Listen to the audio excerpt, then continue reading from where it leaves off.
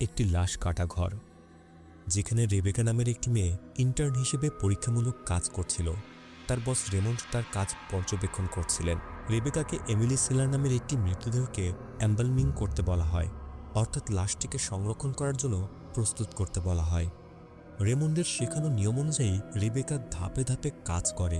প্রথমে লাশটির মুখের দাঁত তার দিয়ে বন্ধ করে, তারপর শরীরের রক্ত বের করে দেয়। সব রক্ত বের করার পর সে শরীরের ভেতরে বিশেষ তরল ইনজেক্ট করার জন্য প্রস্তুত হয়। ঠিক তখনই রেমন্ড লক্ষ্য করেন মৃতদেহের পায়ে যেন একটু নড়াচড়া হচ্ছে। সম্পূর্ণ কাজ শেষ হলে রেমন্ড রেবেকার কাজের প্রশংসা করেন। এরপর মৃতদেহটি একটি ঠান্ডা সংরক্ষণ আলমারিতে রাখা হয়। মৃতদেহ রাখার পর হঠাৎ ঘরের পরিবেশ অদ্ভুত হয়ে যায়। রেবেকা বিষয়টি উপেক্ষা করে টেবিল পরিষ্কার করতে থাকে। সে স্টক চেক করে দেখে ইনফিউশন তরল প্রায় শেষ হয়ে গেছে। রেমন্ডকে খুঁজতে গিয়ে সে বেসমেন্ট থেকে অদ্ভুত শব্দ শুনতে পায়। হঠাৎ রেমন্ড তাকে চমকে দিয়ে বলে নিচে কিছু নেই, আর ইনফিউশন তরল সামনের আলমারিতে আছে। ঠিক তখনই অদ্ভুত কিছু একটা সিঁড়ির দিকে এগিয়ে আসতে দেখা যায়। রেমন্ড শান্তভাবে সেটা দেখে দ্রুত বেসমেন্টের দরজা বন্ধ করে দেয়। সব কাজ শেষ করে রেবেকার সামনে ফিরে এসে একটি বাক্স খোলে, যেখানে কিছু তাবিজ রাখা ছিল। রেমন্ড জানায় রেবেকার ইন্টার্নশিপ শেষ হয়েছে।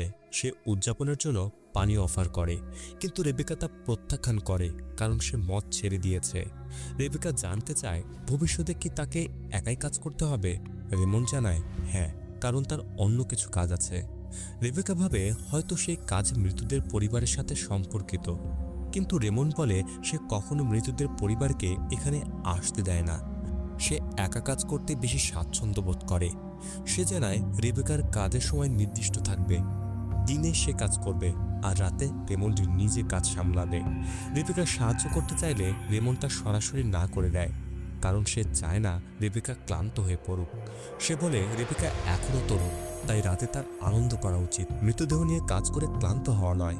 হঠাৎ রেবেকার মাথায় তীব্র ব্যথা শুরু হয়, কিন্তু সে সেটাকে তেমন গুরুত্ব দেয় না। এ সময় রেমন্ড তাকে বাড়ি যেতে বলে এবং ভাগ্য ভালো হলে আপাতত আর কোনো মৃতদেহ আসবে না। দুপুরে রেবেকা তার অ্যাপার্টমেন্টে ফিরে যায়। অন্যদিকে রেমন্ড বেসমেন্টে গিয়ে যেন কারোর সাথে কথা বলতে থাকে। রাতে রেবেকা একটি রিহাব মিটিংয়ে যায়। সে জানায় আজ তার মাদক ও অ্যালকোহল ছাড়ার 1 বছর পূর্ণ হয়েছে। আগে সে সবসময় নিজেকে গুটিয়ে রাখত এবং ভয় থাকত। এখন সে আর সেই ভয়ের কাছে হার মানতে চায় না। সে রিহাব ক্লাবে যোগ দিতে পেরে কৃতজ্ঞ প্রকাশ করে এবং নতুন জীবন শুরু করার কথা বলে।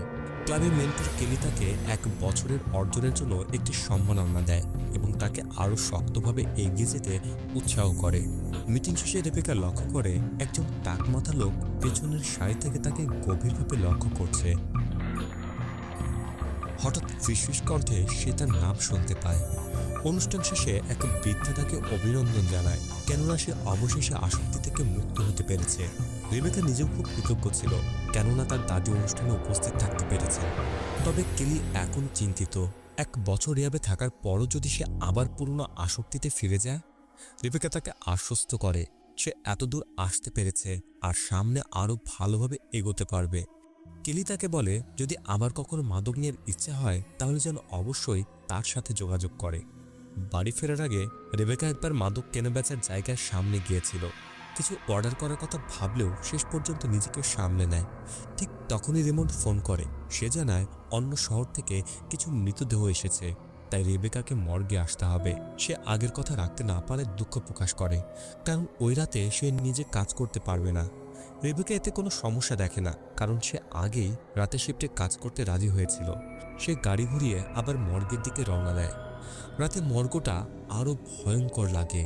কখনো চুল্লির আগুন নিজে থেকেই জ্বলে ওঠে, আবার ফ্রিজের দরজা একাই বন্ধ হয়ে যায়। রেবেকা পোশাক বদলে প্রথম মৃতদেহের নোট দেখে কাজ শুরু করে। তাকে প্রথমে সংরক্ষণ, তারপর দাহ করতে হবে। সে একটু অবাক হয়, যেহেতু দাহই করা হবে তাহলে সংরক্ষণের কাজ কেন। তবে সে কিছু না ভেবে নির্দেশ মতো কাজ করে। প্রথম মৃতদেহটি বের করে সে গান চালায়, যেন একা একা কাজ করতে ভয় না লাগে। কাজ করার সময় সে দেখে মৃতদেহের নাড়িভুড়ি বের হয়ে আছে। সে সেগুলো ভেতরে ঢোকানোর চেষ্টা করে, কিন্তু সম্ভব না হয় কিছু অংশ কেটে ফেলে দেয়। এবং ক্ষত সেলাই করে। পায়ের অংশে নতুন কাটার দাগ দেখে সে অবাক হয়, এটা কিভাবে হলো। এরপর সে মৃতদেহ পরিষ্কার করে, রক্ত বের করে নতুন তরল ঢোকায়। বাইরে বজ্রপাত শুরু হয়, মনে হচ্ছিল ঝড় আসছে। সব কাজ শেষ করে সে রিপোর্ট লিখতে বসে, কিন্তু সে খেয়ালই করেনি যে মৃতদেহটা সে কাজ করলো তার মাথা নিজে থেকে নড়ে উঠছে, এমনকি চোখও খুলে গেছে। রিপোর্ট শেষ হলে সে মৃতদেহ চুল্লিতে দাহ করা হয়। এরপর রেবেকা সামনে এসে দেখে তার গাড়ির দরজা খোলা। বৃষ্টির আগে সে দৌড়ে গিয়ে দরজা বন্ধ করে আসে। ফিরে এসে দ্বিতীয় মৃতদেহের কাজ শুরু করতে গেলে হঠাৎ তার মাথা ঘুরে যায়, মনে হয় যেন চারপাশ ঘুরছে। কিছুক্ষণ পর সে দেখে সে টেবিলে বসে আছে, অথচ একটু আগেও দাঁড়িয়েছিল। হঠাৎ ফোন বেজে ওঠে। রেবেকা রিসিভ করলে রেমন্ড তার অবস্থা জানতে চায়। সে বলে ঝড়ের কারণে লাইটের সমস্যা হচ্ছে। এরপরে জানায় প্রথম মৃতদেহের কাজ শেষ হয়েছে, এখন দ্বিতীয়টা শুরু করবে। রেমন্ড বলে কিছু দরকার হলে যেন তাকে জানায়। অন্যদিকে সে নিজের বাড়িতে বসে নিজের শরীরে কিছু আঁকছিল। দ্বিতীয় লাশে কাজ শুরু করার সময় হঠাৎ বিদ্যুৎ চলে যায়। মৃত এক বৃদ্ধার হাত চাদরের বাইরে বের হয়ে আসে, এমনকি মাথাও নড়তে থাকে, যেন সে এখনো জীবিত। রেবেকা তাড়াতাড়ি আলো খুঁজতে থাকে। এদিকে ফোনের চার্জও প্রায় শেষ। লকারে টর্চ না পেয়ে সে কাঠের বাক্স থেকে কাগজ নিয়ে আগুন জ্বালিয়ে আলো তৈরি করে। বৃদ্ধার মৃতদেহটি দেখতে তখন ভয়ঙ্কর, যেন কোনো অশুভ শক্তি ভর করেছে। ভয়ে রেবেকা সংরক্ষণের কাজ না করে সরাসরি লাশ পুড়িয়ে দেয়। কিছুক্ষণ পর বিদ্যুৎ ফিরে আসে। এবার তৃতীয় লাশ, এক তরুণী, তার শরীরে অনেক তাজা আঘাতের চিহ্ন ছিল। ঠিক তখনই বাইরের দরজা খোলার শব্দ হয়। রেবেকা ভাবে হয়তো রেমন্ড এসেছে, কিন্তু এদিকে মৃতদেহটি নিজে থেকে নড়তে শুরু করে, ঠিক আগের গুলোর মতো। অন্ধকারে রেবেকা একটি কালো ছায়ামূর্তি দেখে, যার চোখগুলো লাল জ্বলন্ত অবস্থায় ছিল। বজ্রপাতের আলো সেটি দেখা যায়, আবার মিলিয়ে যায়। কিছুক্ষণ পর কাজে ফিরে এসে দেখে লাশটি হঠাৎ উধাও। সে ভয় পেয়ে যায়। ঠিক তখনই ফোন আবার বেজে ওঠে, কিন্তু এবার ফোনের অপর প্রান্তে রেমন্ড নয়, অন্য এক অজানা পুরুষের কণ্ঠ, যে তাকে দোষ দিতে থাকে। হঠাৎ রেবেকার হাত রক্তে ভরে যায়। সে ভয়ে তাড়াতাড়ি ল্যাপটপ খুলে ফেলে। এরপর সে খেয়াল করে কোথাও কোনো রক্ত নেই, যেন কিছুই ঘটেনি। ফোন আবার বেজে ওঠে। এবার সে শুনতে পায় তার বাবার কণ্ঠ, যিনি রিপোর্ট করছেন রেবেকা ছোটবেলায় 14 বছর বয়সে একটি লেকে নিখোঁজ হয়ে গিয়েছিল। সেই সময় রেবেকা ইতিমধ্যে মাদকাসক্ত ছিল, কিন্তু পুলিশ 24 ঘন্টা না হওয়ায় তাকে খুঁজতে রাজি হয়নি। তাই তার বাবা নিজেই খুঁজতে বের হওয়ার সিদ্ধান্ত নেয়। সেই স্মৃতিতে রেবেকা স্পষ্টভাবে দেখতে পায় হ্রদের ধারে পড়ে থাকা অবস্থায় একটি ভয়ঙ্কর ছায়ামূর্তি তার কাছে আসে। কি হয়েছিল সে বুঝতে পারে না। হঠাৎ সে জ্ঞান হারায়, মনে হয় যেন পড়ে গিয়েছিল, কিন্তু জেগে উঠে দেখে সে নিজের ঘরে আছে। সে তাড়াতাড়ি বাথরুমে গিয়ে নিজেকে সামলানোর চেষ্টা করে। ঠিক তখনই দরজায় জোরে জোরে কড়া নাড়ার শব্দ শোনা যায়। আসলে কেলি এসেছে। প্রথমে রেবেকা দরজা খুলতে চায় না, কিন্তু কেলি জোর দিয়ে বলে ভেতরে ঢুকতে না দেওয়া পর্যন্ত সে যাবে না। হঠাৎ বাথরুমের আয়নায় কুয়াশা জমে একটি লেখা ভেসে ওঠে, ওকে ঢুকতে দাও। কেলি ঢুকে রেবেকাকে অভিযুক্ত করে সে আবার মাদক নিচ্ছে। রেবেকা হতভম্ব, কারণ সে জানে না কবে সে বাড়ি ফিরেছে, এমনকি কেলিকে ডেকেছে সেটাও তার মনে নেই। কেলি কফি বানিয়ে তাকে কাউন্সিলিং করতে থাকে। রেবেকা বারবার বলে সে মাদক নেয়নি, কিন্তু কেলি বিশ্বাস করে না। তার মতে রেবেকার আচরণ আবার মাদকাসক্তদের মতোই। কেলি তাকে জড়িয়ে ধরে শান্ত করতে গেলে অজান্তে রেবেকার মধ্যে এক অশুভ শক্তি ভর করে। সে কেলিকে এত জোরে জড়িয়ে ধরে যার ফলে কেলির শ্বাস নিতে কষ্ট হচ্ছিল। বিষয়টা বুঝতে পেরে কেলি পালাতে চায়, কিন্তু রেবেকা তাকে সহজে ছাড়ে না। সে কেলির মাঝের আঙুল কামড়ে ছিঁড়ে ফেলে। শুধু তাই নয়, শেষে ওয়াইনের বোতল খোলার যন্ত্র দিয়ে নিজের মেন্টর কেলিকে হত্যা করে। এরপর হঠাৎ রেবেকা স্বাভাবিক হয়ে যায়। সে কিছুই বুঝতে পারে না কি ঘটল। বাথরুমে গিয়ে নিজেকে পরিষ্কার করে এবং রেমন্ডকে ফোন করে। সে বলে আর কাউকে ফোন করার কথা তার মাথায় আসছে না। রেমন্ড অবাক হয়ে জিজ্ঞেস করে সে কোথায় আছে। যখন জানতে পারে রেবেকা বাড়িতে, তখন সে তাকে দ্রুত মর্গে ফিরে আসতে বলে। রেবেকা প্রথমে যেতে চায় না, কিন্তু রেমন্ড জোর দিয়ে বলে যা ঘটছে তা ভয়ঙ্কর, আর সবকিছুর ব্যাখ্যা সে মর্গে গিয়েই পাবে। রেবেকার মনে হচ্ছিল রেমন্ড হয়তো তাকে ফাঁদে ফেলছে। রেমন্ড জানায় এই মুহূর্তে মর্গই তার জন্য সবচেয়ে নিরাপদ জায়গা। বাইরে থাকলে সে অন্যদের জন্য বিপজ্জনক হয়ে উঠতে পারে। সে আরও বলে একটি সত্তা এখন রেবেকার সঙ্গে যুক্ত হয়ে গেছে। এদিকে রেবেকা খেয়ালই করেনি মৃত কেরি আবার উঠে দাঁড়িয়েছে এবং তার দিকে এগিয়ে আসছে। এটা দেখে রেবেকা তাড়াতাড়ি বের হতে যায়, কিন্তু দরজার সামনে আবার কেরিকেই দেখতে পায়। সবকিছু তার কাছে আরো বিভ্রান্তিকর হয়ে ওঠে। শেষমেশ সে দ্রুত মর্গে ফিরে যায়। সেখানে পৌঁছে দেখে রেমন দরজার সামনে অপেক্ষা করছে। রেমন বলে এই অশুভ সত্তা যে কোনোভাবে রেবেকাকে দুর্বল করতে চাচ্ছে। তার ভেতরের সবচেয়ে অন্ধকার দিকগুলো ব্যবহার করে তাকে ভেঙে ফেলার চেষ্টা করছে, যেন তার শরীর দখল করতে পারে। রেবেকা জানতে চায় এটা কিভাবে সম্ভব। রেমন বলে এই সত্তা সহজে মৃতদেহে প্রবেশ করতে পারে, কিন্তু সেটা তার জন্য কেবল অস্থায়ী আশ্রয়। সে এমন একটি শক্তিশালী জীবন্ত দেহ খুঁজছে যেখানে সে পুরোপুরি বাস করতে পারবে। আর তার মূল টার্গেট এখন রেবেকা। রেবেকা ভয় পেয়ে রেমনকে সব বন্ধ করতে বলে, কিন্তু রেমন জানায় তারও কোনো উপায় জানা নেই, কারণ সেই সত্তা রেবেকার সব দুর্বলতা জানে। এখন সে সত্তা ধীরে ধীরে তাকে ভেঙে দিচ্ছে আর অতীতের অন্ধকার স্মৃতিগুলো টেনে এনে তাকে অসহায় করে তুলছে, যেন শেষমেশ সে আত্মসমর্পণ করে। রেবেকা পুরো বিষয়টা বুঝতে না পেরে জিজ্ঞেস করে, তাহলে এখন কি করতে হবে? রেমন্ড বলে প্রথমে তাদের সেই সত্তার নাম জানতে হবে। সে কিছু প্রতীক দেখায় যেগুলো একত্র করলে সেই সত্তার অবস্থান বা পরিচয় বোঝা যায়। সে একটি কাঠের টুকরো দেখায়, সেখানে যদি সত্তাটির নাম লেখা থাকে তবে সেটি মৃতদের সঙ্গে রেখে দাহ করতে হবে। এগুলো শুনে রেবেকা আরও বিভ্রান্ত হয়ে পড়ে। রেমন্ড বুঝতে পারে সেই জটিল বিষয়টিকে সহজভাবে বোঝাতে পারছে না, তাই আবার শুরু থেকে বোঝানোর চেষ্টা করে। ঠিক তখনই রেবেকা আবার সেই অশুভ শক্তির কবলে পড়ে। সত্তাটি রেগে যায়, কারণ রেমন্ড তাকে নতুন শরীর পেতে বাধা দিচ্ছে।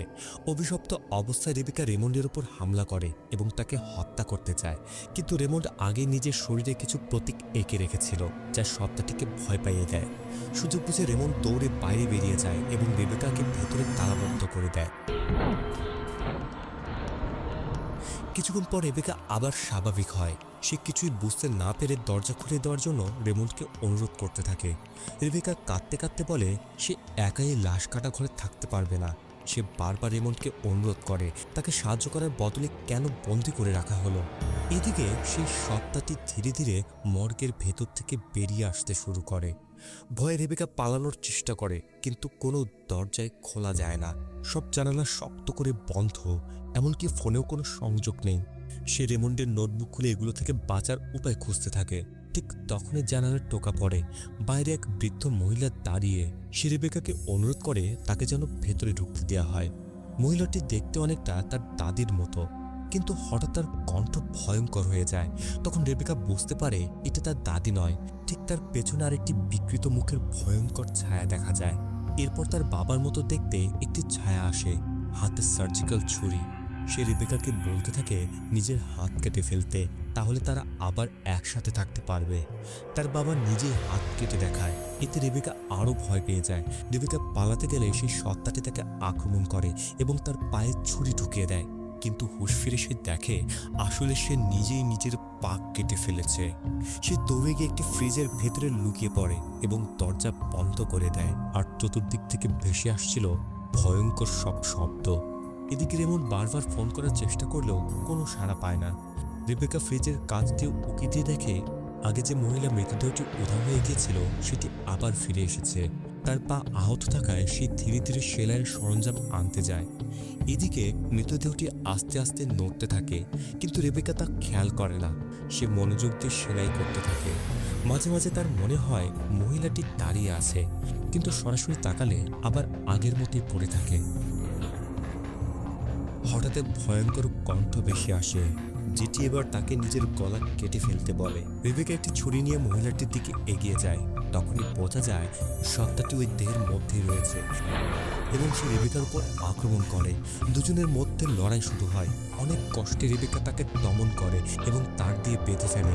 ঠিক তখন ফোন বেজে ওঠে।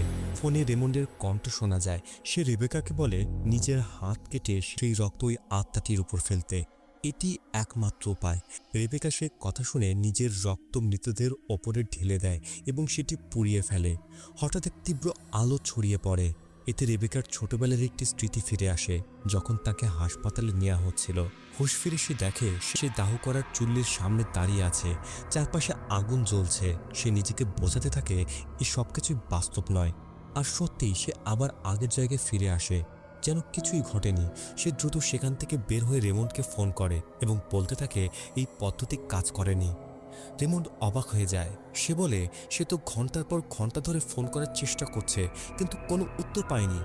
রেবেকা জোর দিয়ে বলে হাত কেটে লাশের উপর রক্ত দেওয়ার নির্দেশটি তো সেই দিয়েছিল। রেমন্ড তাকে ফোন কেটে দিতে বলে এবং নির্দেশ দেয় বেসমেন্টে থাকা রেকর্ডিংগুলো খুঁজে বের করতে। সেগুলোতে সব ব্যাখ্যা আছে। সবচেয়ে গুরুত্বপূর্ণ হলো লাশ যেভাবে সংরক্ষণ করা হয় ঠিক একইভাবে নিজের শরীরে ওই বিশেষ তরল ইনজেক্ট করা, তারপর মৃতদেহে ওই বিশেষ তরল প্রবেশ করানো।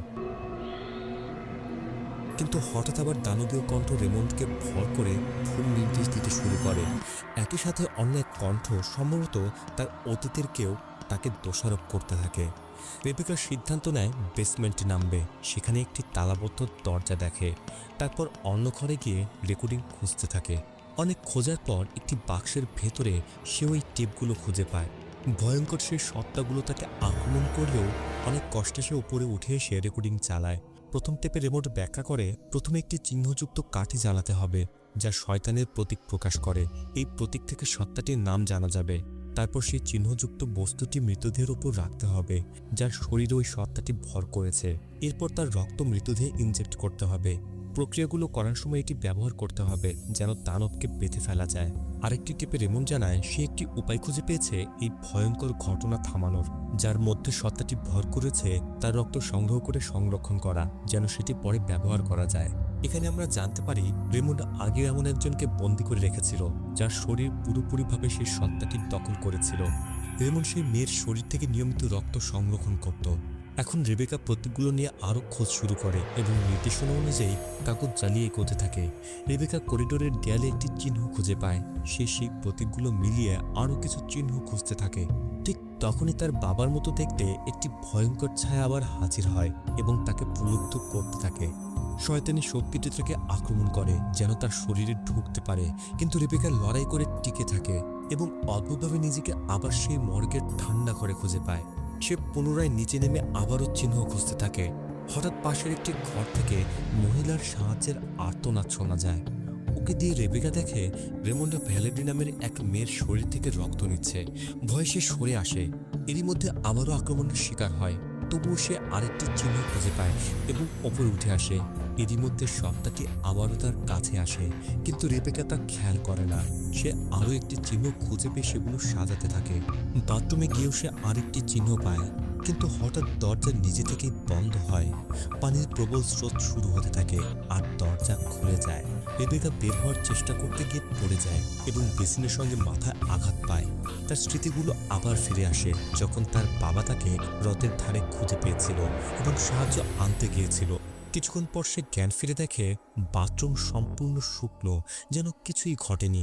অবশেষে রেবেকা সব প্রতীক মিলিয়ে ফেলে। সে সেই ঘরে যায় যেখানে ভ্যালেরিকে বন্দি করে রাখা হয়েছিল। মেয়েটিকে দেখে তার মায়া লাগে, কিন্তু সে জানে তাকে বাঁচাতে পারবে না। সে দুঃখ প্রকাশ করে এবং তার শরীর থেকে রক্ত নিয়ে রিচুয়াল হিসেবে ব্যবহার করে। এরপর সে এমন একটি মৃতদেহ খুঁজে বের করে যেটির মধ্যে সেই সত্তাটি আছে। এবার মৃতদেহ নড়াচড়া করলেও সে আর ভয় পায় না। সে মৃতদেহের বুকে তাবিজ রাখে, এতে সেটি শান্ত হয়ে যায়। এরপর বিভিন্ন প্রক্রিয়ার মধ্যে সেই রক্তটি মিশিয়ে দেয়। শেষ পর্যন্ত সেই সত্তাটি সহ অবশিষ্ট মৃতদেহকে চুল্লিতে পুড়িয়ে ধ্বংস করে। অবশেষে সব কিছু শেষ হলো। এজন্য ভ্যালেরির কাছে সে যেতে চায়, কিন্তু হঠাৎ আবার সেই ভয়ঙ্কর সত্তা দেখা দেয়। সে অবাক হয়ে যায়। সব শেষ হওয়ার পরও কেন এমন হচ্ছে। ঠিক তখনই তার বাবার মতো ছায়া তাকে ওপর থেকে ধাক্কা দিয়ে ফেলে দেয়। রেবেকা পড়ে যায় আর সেই সত্তা তার দিকে এগিয়ে আসে। সে জ্ঞান হারায় এবং স্বপ্নে দেখে ছোটবেলায় তার বাবা সেই সত্তাটিকে দেখে পিছলে পড়ে মাথায় আঘাত পেয়ে মারা গিয়েছিল। ছোট্ট রেবেকা তখন তার বাবাকে মৃত অবস্থায় দেখে। জ্ঞান ফিরে সে আবার তার বাবাকে দেখতে পায়, কিন্তু এবার যেন অন্য এক জগতে। তার বাবা তাকে বলে তার মৃত্যুকে মেনে নিতে এবং সে রেবেকাকে কোনো দোষ দেয় না। এরপর রেবেকা জেগে ওঠে। সে এখন মর্গের টেবিলে, আর বাইরে সকাল হয়ে গেছে। বের হওয়ার সময় ভ্যালেরি আবার সাহায্য চাইতে থাকে। এবার রেবেকা লোহার কাটার দিয়ে তালা কেটে তাকে মুক্ত করে দেয়। ভ্যালেরি বের হয়ে তাকে জড়িয়ে ধরে, কিন্তু আসলে তার ভেতরে ছিল সেই ভয়ঙ্কর সত্তাটি। সঙ্গে সঙ্গে রেবেকার উপর আক্রমণ করে। ঠিক তখনই রেমন্ড এসে তাকে বাঁচায় এবং ভ্যালেরিকে আবার বন্দি করে ফেলে। রেমন্ড রেবেকাকে শান্ত হতে বলে এবং সবকিছু ব্যাখ্যা করতে চায়। রেবেকা জিজ্ঞেস করে ভ্যালেরি কতদিন ধরে এখানে বন্দি। রেমন্ড জানায় যাকে সে মুক্ত করেছে সে আসলে ভ্যালেরি নয়, ভ্যালেরি অনেক আগে মারা গেছে। তারা যা করছে তা কেবল বেঁচে থাকার জন্য। সে আরও বলে ভ্যালেরির শরীর থেকে রক্ত নেওয়া হয় কারণ সেটি ওই সত্তাকে থামাতে সাহায্য করে। তাকে পুড়িয়ে ফেলা যাবে না, কেননা তাহলে এই রক্ত আর পাওয়া যাবে না। রেমন্ড রেবেকাকে প্রস্তাব দেয় সেজন্য তার সঙ্গে মিলে এই সত্তাটির বিরুদ্ধে লড়াই করে। রেবেকা প্রথমে অস্বীকার করে, সে কোনো হিরো হতে চায় না, কিন্তু রেমন্ড বলে এটা হিরো হওয়ার ব্যাপার নয়, এটা কেবল দিন দিন বেঁচে থাকার লড়াই। শেষে রেবেকা মর্গ থেকে বের হয়ে বাইরে যায়। সেখানে কিছু বাচ্চাকে খেলতে দেখে, কিন্তু তাদের কাছেই দেখা যায় সেই ভয়ঙ্কর সত্তাটি দাঁড়িয়ে আছে। সব বুঝে রেবেকা সিদ্ধান্ত নেয় সে রেমন্ডের সঙ্গে থাকবে এবং এই ভয়ঙ্কর বাস্তবতার মধ্যে বেঁচে থাকার চেষ্টা করবে।